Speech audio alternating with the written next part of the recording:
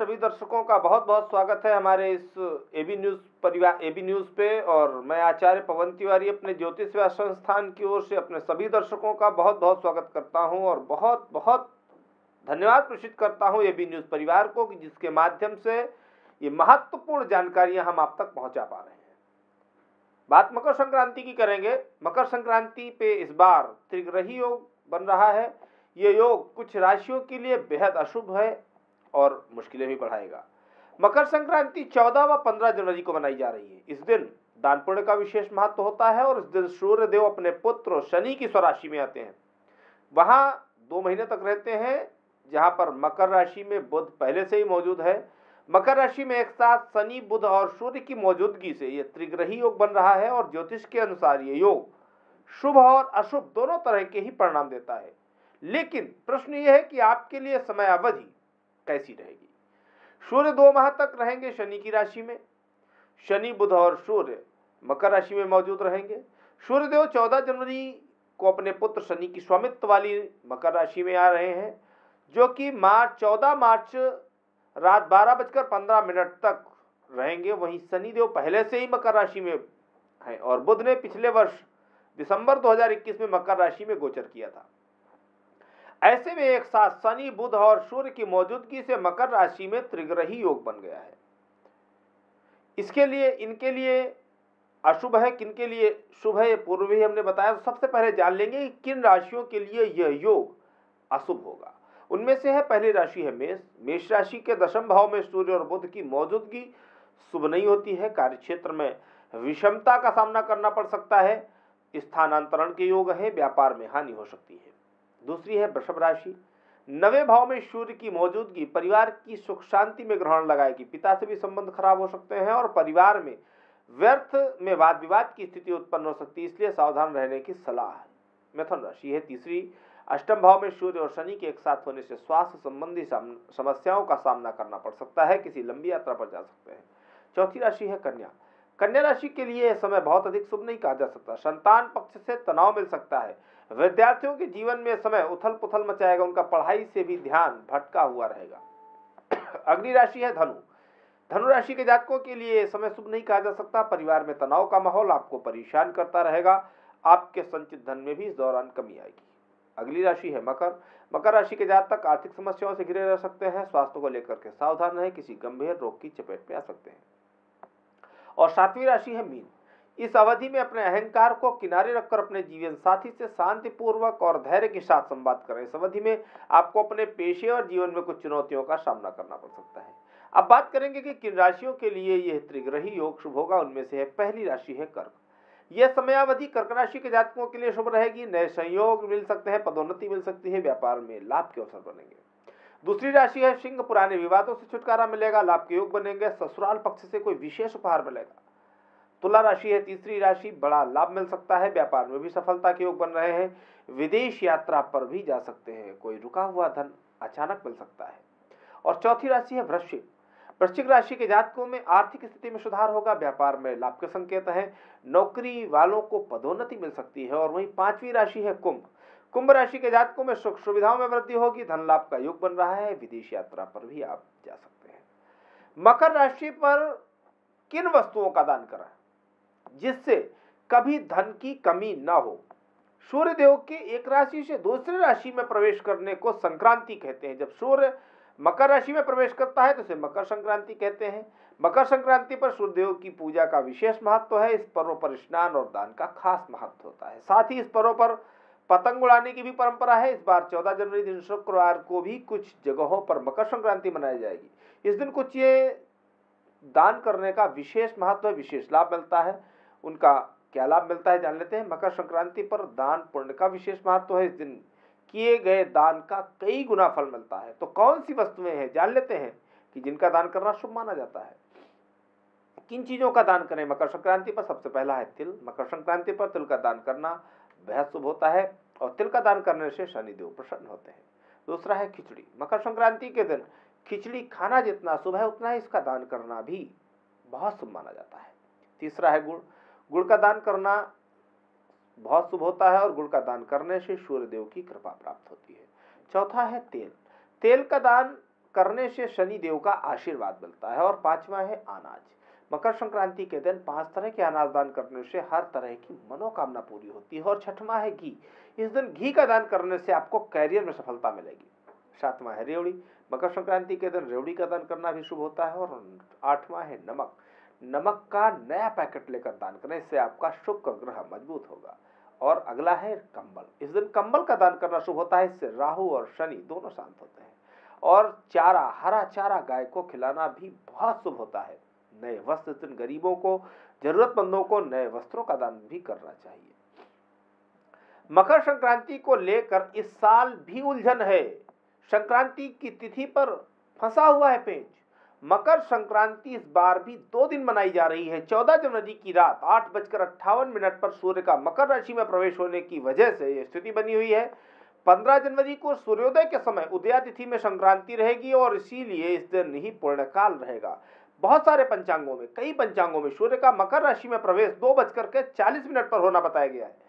समय को लेकर के पंचांग भेद के चलते शैव संप्रदाय से जुड़े हुए लोग 14 जनवरी को स्नान ध्यान कर मकर संक्रांति मनाएंगे, लेकिन वैष्णव जन शनिवार को ही सूर्य आराधना करेंगे।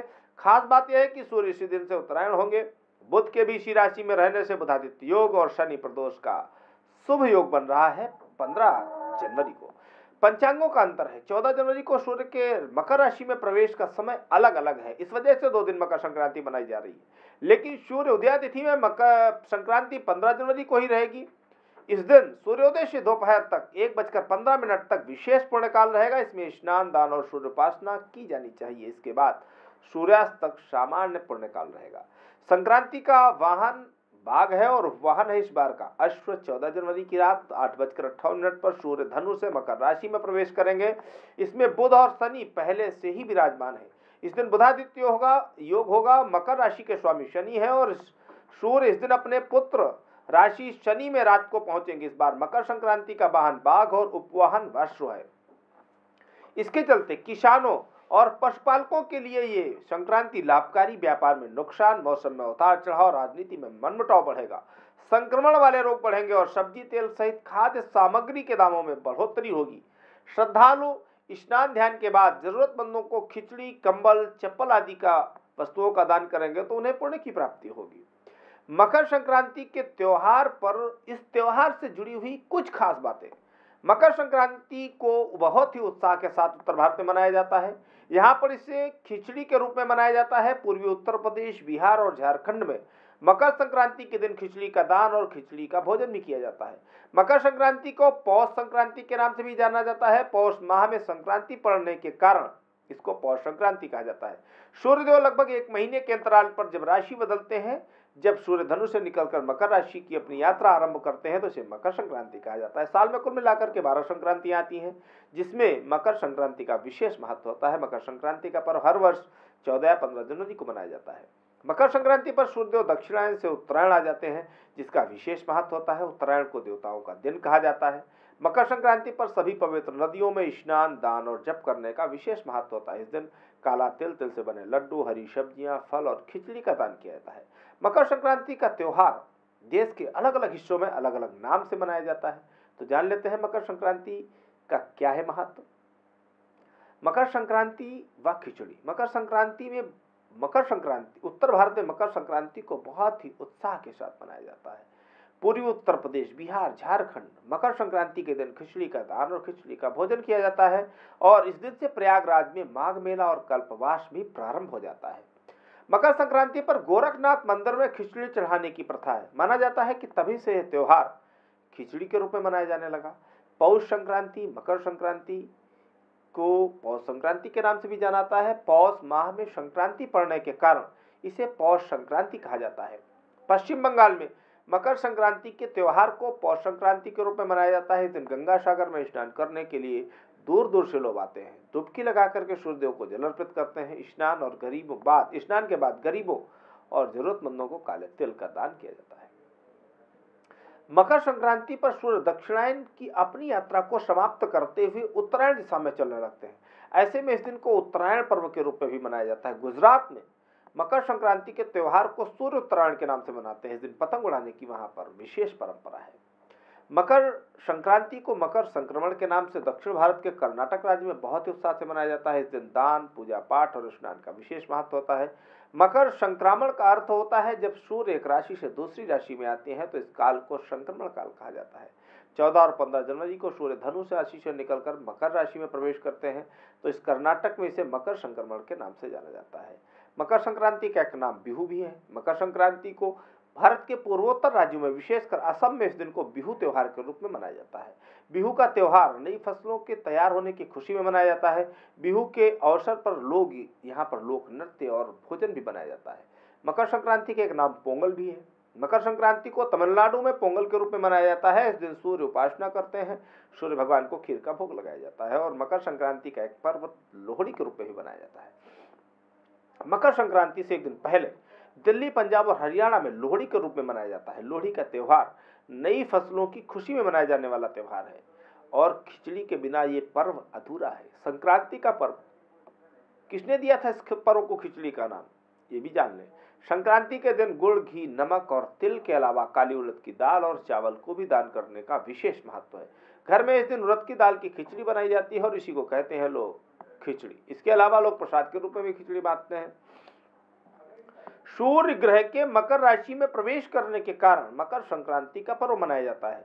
मकर संक्रांति के दिन गंगा स्नान और दान पुण्य का विशेष महत्व है। मकर संक्रांति के एक अन्य नाम खिचड़ी। संक्रांति के दिन गुड़, घी, नमक, तिल के अलावा काली उड़द की दाल और चावल का भी दान करने का विशेष महत्व है। घर में भी इस दिन उड़द की दाल की खिचड़ी बनाई जाती है। इसके अलावा लोग प्रसाद के रूप में भी खिचड़ी ही बांटते हैं। इस कारण तमाम जगहों पर इस त्योहार को भी खिचड़ी के नाम से जाना जाता है। लेकिन क्या आप जानते हैं कि इस पर्व का नाम खिचड़ी क्या और इसको खिचड़ी का नाम किसने दिया? तो आइए जान लेते हैं ये परंपरा किसने शुरू की। मकर संक्रांति के दिन खिचड़ी बनाने की प्रथा बाबा गोरखनाथ के समय से प्रारंभ हुई थी।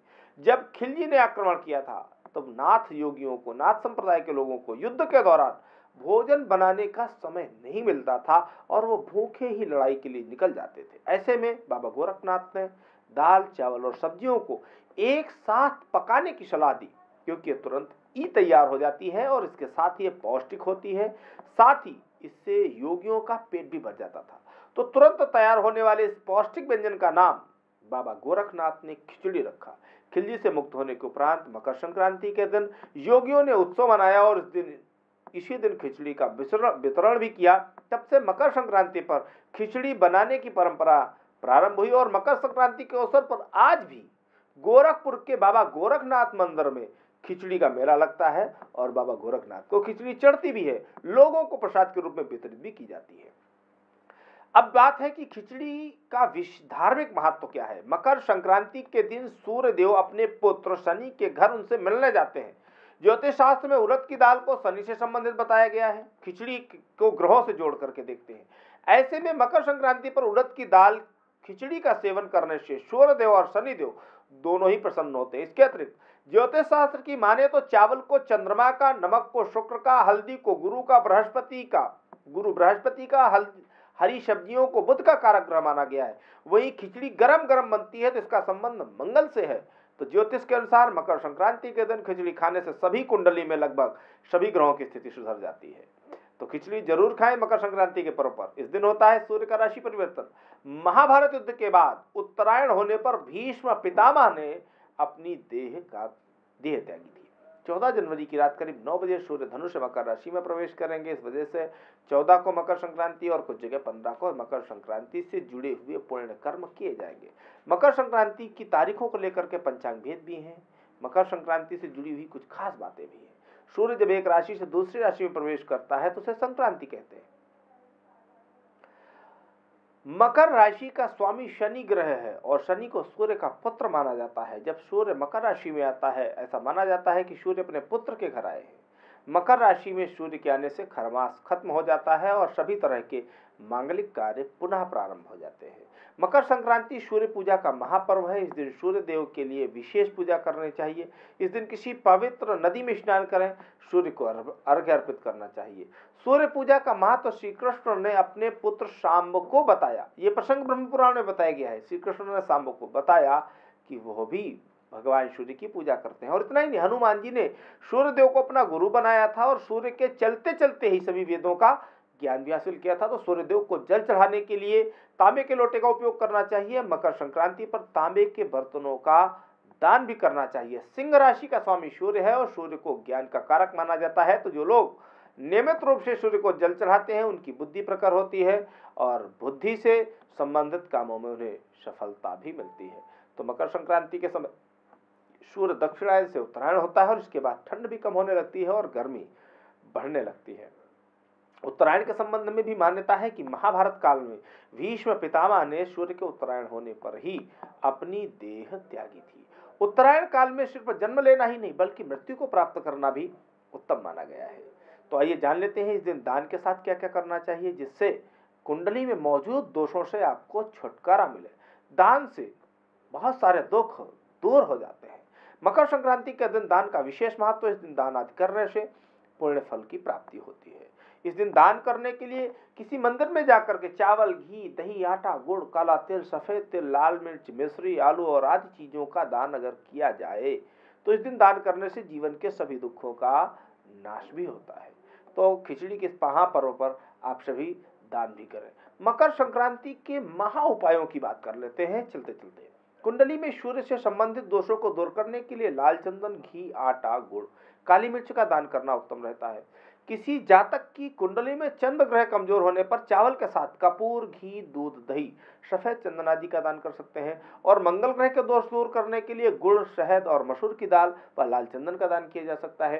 अगर आपकी कुंडली में बुध ग्रह के दोष बने हुए हैं तो चावल के साथ धनिया, मिश्री, सूखा तुलसी का पत्ता, मिठाई, मूंग, शहद का दान करना उत्तम रहता है। और अगर बृहस्पति से जुड़ा हुआ दोष है आपकी कुंडली पे तो हल्दी, शहद, दाल और रसदार फल, केले आदि का दान करने से बृहस्पति के दोष दूर होते हैं।